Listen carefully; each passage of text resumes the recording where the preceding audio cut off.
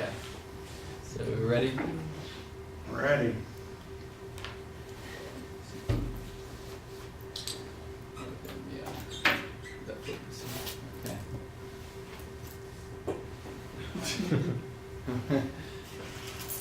Okay, so I want to give a disclaimer.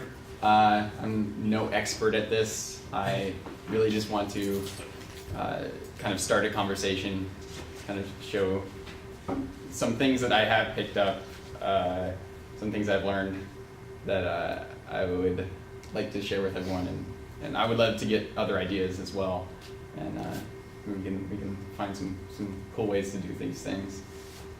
So, all right, yeah, this is totally biased toward my particular view on creativity and art and all that stuff, so there's that. So my background. And this is Dave Freeman, by the way. Yeah. Dave Freeman, that's my name. I know most of you. I started making games when I was 12 on the Commodore 64. I started as an artist, but I didn't get to make games professionally until I got into design. So I worked for Day One Studios for a while, doing level design at first, then system design. Worked on Fear 3, some other stuff. Did some prototyping there. Now I work at a place called Breakaway, which does educational games, and I'm finally free to do independent game development. So that's why I'm happy to dive first into this stuff. So yeah, it's called the art of the game prototype, but that sounds a bit too dogmatic. I really just called it that because I related to some lessons I learned when learning art.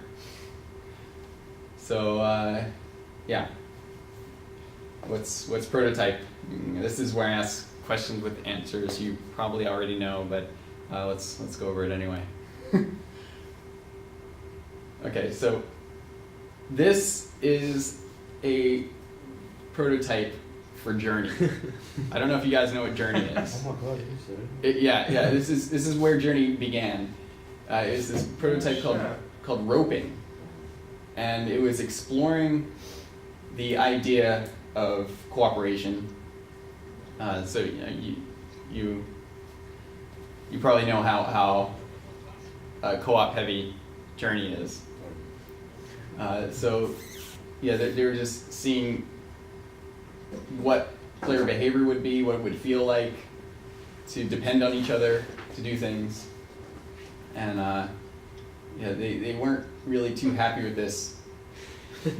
I mean, it wasn't because of the graphics or anything like that, or even because it wasn't fun, but what they didn't like about this was that it required cooperation, and to them, they felt like that robbed cooperation of its meaning. So here's the second prototype for Journey called Dragon. And you can see the communication, the nonverbal communication. That's something that they wanted to explore here, because that was a pretty risky thing to attempt, to have an online multiplayer game where people couldn't talk. They just made glinging noises, and with different intensities based on how long you held it, and you kind of have to feel what they're trying to say, or the strength of what they want to say as well. And there's a dragon there. I don't know if you noticed, but one player lifted another one up on top of that wall to stay safe from the dragon, and they'll probably do it again here. So that was a cooperative thing that they did there. And it was a little more communication. So I remember Genova Chen, who made Journey, with a team, of course, but he was heavily invested in this prototype. That was the end of the movie, but what he didn't like about this was, again, that it required too much cooperation, and also he found out some things about human nature he didn't like. For instance, you could push each other off into pits, and because there was some feedback from that, people pursued it. And yeah, he was disheartened by that. He really wanted to foster this authentic cooperation. And this is actually 4 players. You only see 2 here, but there are 4. And this is what it became. Sorry if there's spoilers for anyone who haven't played this, but you can see some similarities here. Now, and there's a difference here from what they learned in that previous prototype, where the cooperation isn't required. They could communicate to each other to help each other find a place to hide. And you'll see it right here, where one of the players knows better what to do in this next section and tries to tell the other player to hide right behind that column.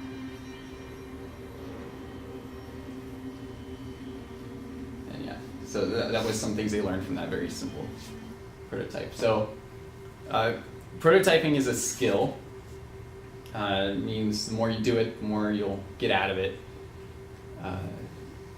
Prototyping is asking reality a question, like is my idea half-baked?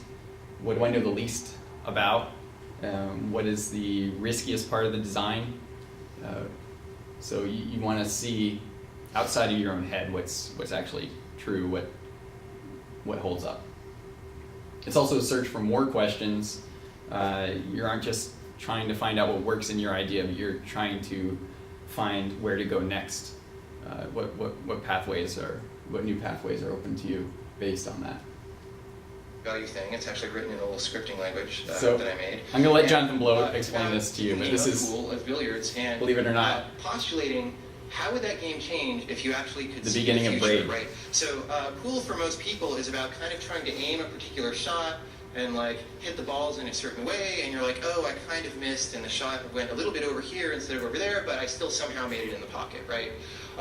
In this game, I don't actually have pockets on here because that wasn't part of the prototype, but you know, the green area is the pool table and stuff will bounce off the walls, and the dark balls are the starting configuration, so there's a rack there that I'm going to hit with my cue ball.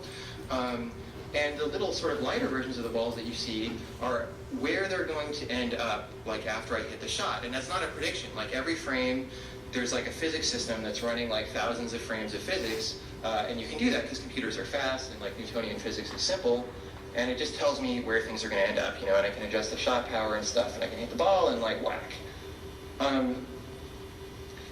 So that was a pretty cool little prototype, and it's got this weird feeling to it. Like after you hit the balls and you watch, and like, yeah, they really are going to where it says they're going to go.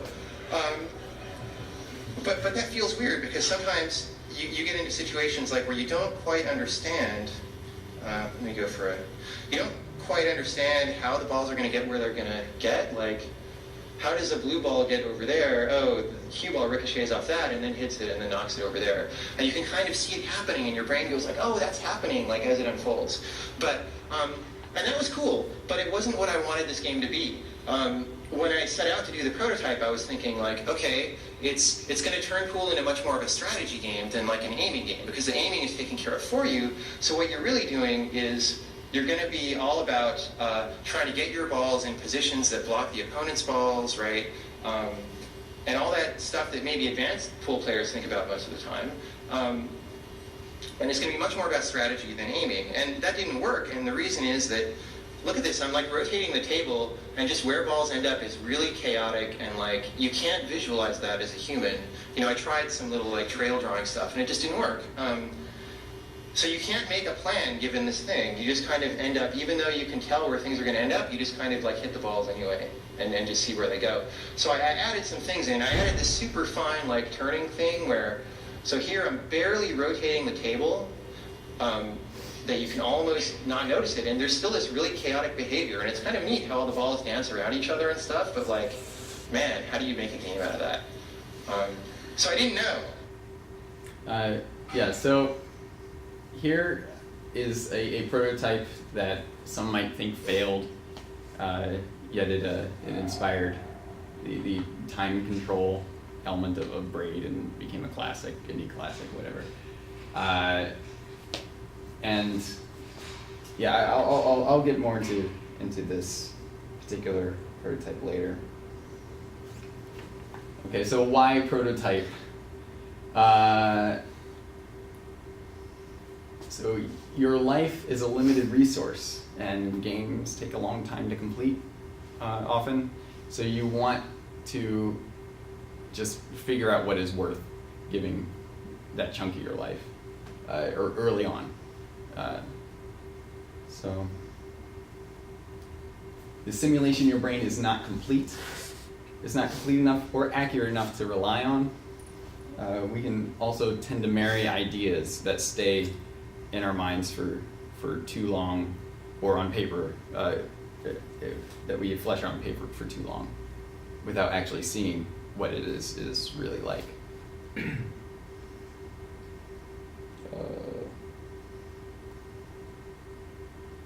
Okay, yeah.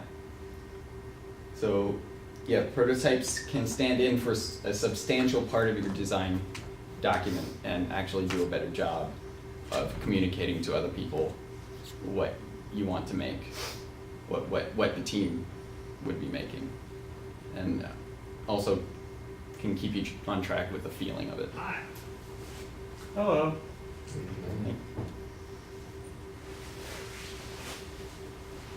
So there are different types of prototypes, and to prototype effectively, you should know ahead of time what kind of prototype you're making.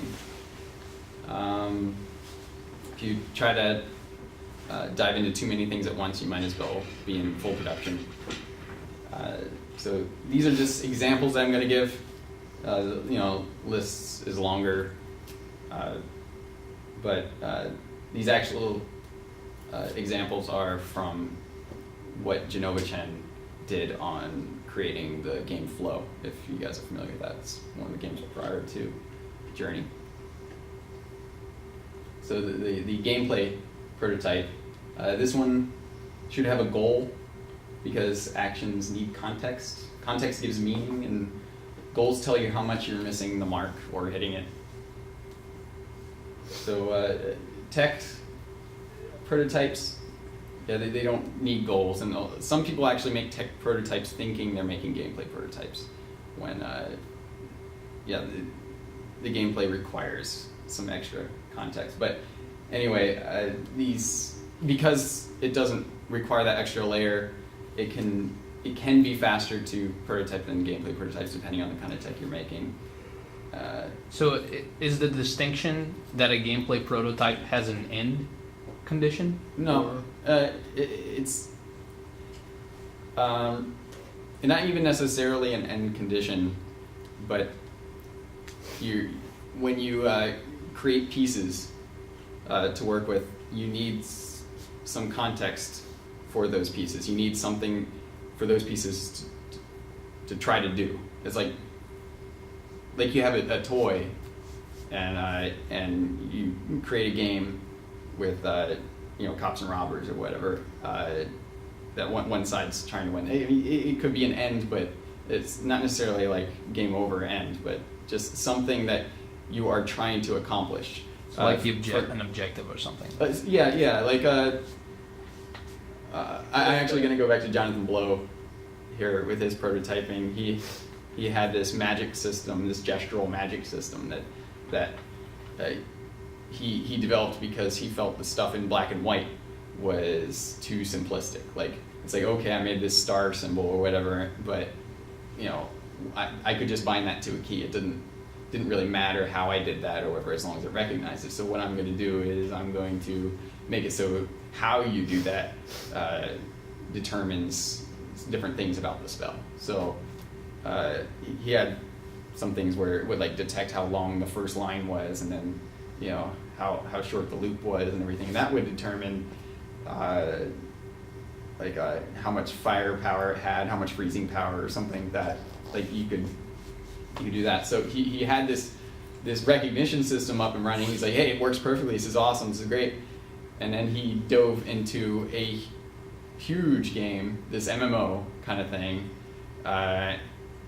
And after spending a lot of money paying artists and getting all this stuff up and running, he found out that when he was trying to use those spells to actually do a particular thing, like actually plan, okay, I want more ice power or something like that, it was just too complex for even him, the creator, to work with and figure out. And so that project kind of just fizzled. So you're saying that Wasted. his prototype wasn't successful because it was a tech prototype and it didn't actually evaluate its use within a game? It was a successful tech prototype, but he thought it was a gameplay prototype. Gotcha. It seems like the Journey prototypes were an example of gameplay prototypes. Oh, where yeah. It's trying to like figure out how to convey the experience that Journey was, where it's like, how can I encourage people to not troll each other? Yeah, Or, yeah. like, Yeah, those are very strong gameplay prototypes, and and you know, none of these prototypes are lesser or greater than any of the others. It's just that you should be aware of the type of prototype that you are pursuing, so that you don't trick yourself into thinking you're doing something that you're not. Double Fine does a lot of tech prototypes. They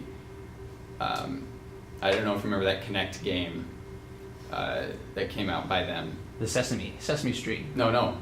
Before that, there was one with like 1,000 mini games in it Oh, where you could do all this weird stuff and everything. Those all came out of these tech prototypes that they would spend a maximum of a day on each, and they would just amass this huge thing of different ideas and stuff like that. And they just grabbed from that and said, oh, okay, let's flesh this one out for this. And yeah, people just had a grand old time doing that, like every day. Some crazy stuff too. But anyway, yeah, so they were able to do those really quickly. Without the context or anything, just doing some weird stuff, just, you know, attaching things to bodies and stuff like that. Just fun things.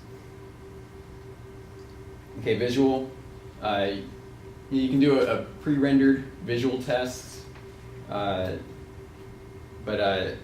interactive visuals can better tell you how well it functions in the environment and under control and stuff like that. For instance,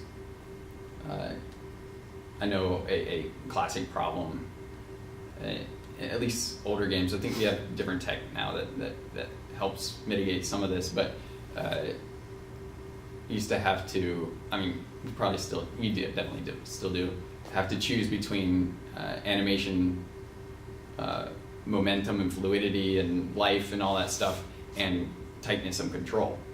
Because in real life, there's like lots of momentum building and telegraphing what you're going to do and all these stuff that you have to build into movement. And The classic jump problem.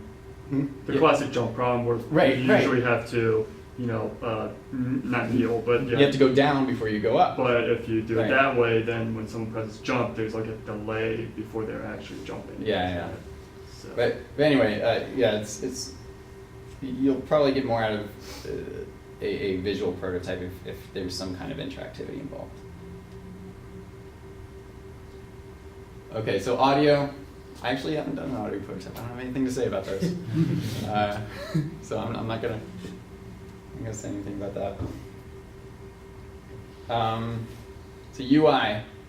A lot of people used to do these prototypes with paper, but nowadays there's a ton of UI prototyping programs. I don't know if you know about them, Sam, working on that, but there's an open source one called Pencil, and there's like kind of a paste bin version called Framebox where you can just like make a UI and then send a link to someone and they can see the UI you made, and everything's kind of cool.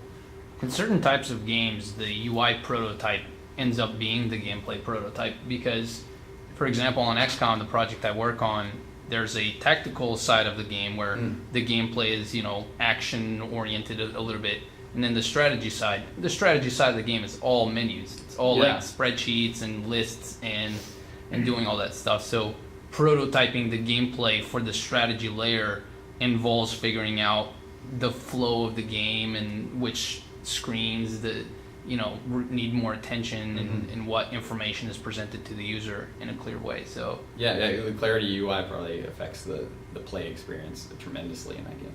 yeah. I could probably speak a tad about the audio prototype. Oh, yeah, let's- Just because, and I'm not an expert on audio or any of this, but when I was a student here at Micah, Karachi had us do a project for Gameplay 2, which was all audio, no visuals at all, and it was actually like a really cool experience to design a game purely audio based. Yeah. My group ended up doing Stevie Wonder Cat Killer, and it was God knows how it ended up being that. You're Stevie Wonder in his own home, and it's filled with cats, and you're trying to find them based on proximity with, we were using pixel hacks. And yeah, it was a really awesome experience. I highly suggest. I've actually done like about 15 audio game Oh, really? prototypes. I've done that heavily. I just don't consider them audio prototypes. I consider them gameplay prototypes. Okay. In my experience, I don't know. Do they have I don't know visuals? how you would, like, I guess what I'm saying, I don't know is how you would take a game that is not audio based and just prototype its audio. Okay. That's the part I'm not too clear on. But yeah, I love Fair enough. Just made me those think of audio. that. Yeah, those are great. I love those things. And, yeah, I'd like to share some of mine at some point. Definitely. Okay, so, all right, gameplay prototypes. So the other prototypes are valid to start out with if art is what drives you, if animation is what drives you, if audio, if that gets you going, if that helps you find the soul of your game, go ahead and follow that. But for me, the mechanics are the trickiest part and tend to be the glue of the game, at least for my games. So that's what I'm gonna focus on. And I'm gonna also focus on rapid prototyping because I think it gives you the most bang for your hour. And yeah, a lot of these rapid prototypes, people generally aim for about 7 days worth of work, but many of them can be done in a day, depending on the idea that you're pursuing. Like you can imagine the roping prototype, but that doesn't take too long to put together. Okay, so this is some of my art school experience. And I know some of you go to art school, and I'm sure you've learned different things, and you will call me out on some of this stuff. But this is some problems that I know I've run into learning art, and I have those lessons have stuck with me. So for like drawing people. Drawing detailed sections early on tends to stiffen the drawing. So yeah, you can end up missing the forest for the trees. You can not really realize how things look when they fit together when you're concentrating on just the head or just the hands or something. I mean, you can make some nice stuff, of course, but it tends to stiffen the drawing when you're doing an overall body. So, yeah, you think about what the overall experience is and try to flesh that out. So, yeah, if you make a mistake in proportions, detailed drawing is harder to fix. So, yeah, games are complex connected systems. And So what would that mean for a game? Because I could see from the first point, it could be like if you're going into making your game into the production. Yeah. Like it'll make it a lot harder to change systems once there's a large collection of systems all interdependent. yeah. But in this case, if you make a mistake in proportions, like what would be a good comparison to the games? Like if you start prototyping a very complex system, then it's harder to, Well, I think like we're just working general to specific. yeah. Like, I mean, that's a clip that I got from an illustration teacher all the time. Right. But General it works just- for pretty much anything. Right. Yeah. I mean, But what does that mean Well, I for think, like, games? the- Like going like from the- general to specific. You Yeah, know? so like the example you were giving earlier with the gesture-based thing, he got so specifically focused on that one mechanic that the entire game collapsed because that mechanic didn't hold up. And so if he was able to see the game as a whole, more than just, oh, we have this really cool gesture-based system, then the whole game might have had more of a chance to survive. See, I almost feel like in the discussion of prototyping, he built a successful tech prototype, but he failed to build a gameplay prototype. Yeah. And those are both, Yeah, that's how I see that. like specific tasks that he was trying to that you would have to do. So yeah, it's just like a system can have a lot of elements involved, and if you try to do them all at once or something, that's what the detail part is. So I had these goblins that I wanted to blow apart. I was like really obsessed with blowing these things apart. So I took the time and like diced it up, and I attached all these rigid bodies to all the little pieces of the body that I wanted to blow up. And it totally worked. And, like force was applied, they were flying all over the place, there was spatter everywhere, and then I started multiplying them, and I realized that there was no way in hell I was going to have like the sheer volume of just random body parts rolling around on the screen that I wanted. And this was pretty early on. I got the gameplay in, like projectiles were in and they were colliding right, and then because I was so obsessed with having these things explode, I screwed myself. Like I totally forced myself into an optimization rabbit hole, which I don't think I would have done had I not focused so heavily on the Gibby bits first. Like I think I could have addressed that much later and gotten a lot more out of it. So I think that's kind of, like I was really focused on that detail. Or maybe you could have done a tech prototype and tried to explode 1,000 goblins at once to see what happens. That's true. See your computer die. So yeah, there's lots of different tools to overcome these pitfalls in movies. Yeah, they have the animatic.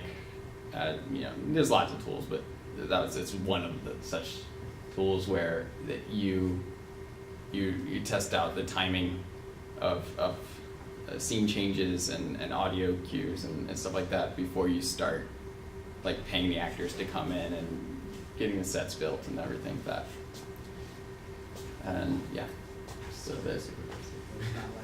I mean, it's just a storyboard, but an animatic would actually focus on each pane for as long as that section would be on the screen, so you get the feel of the pacing and the flow of the scene before actually going out and filming it.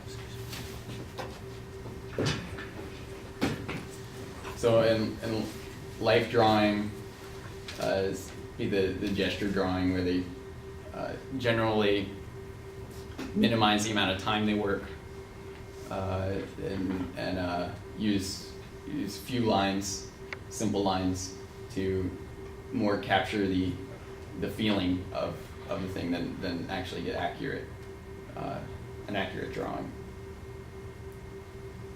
So yeah, for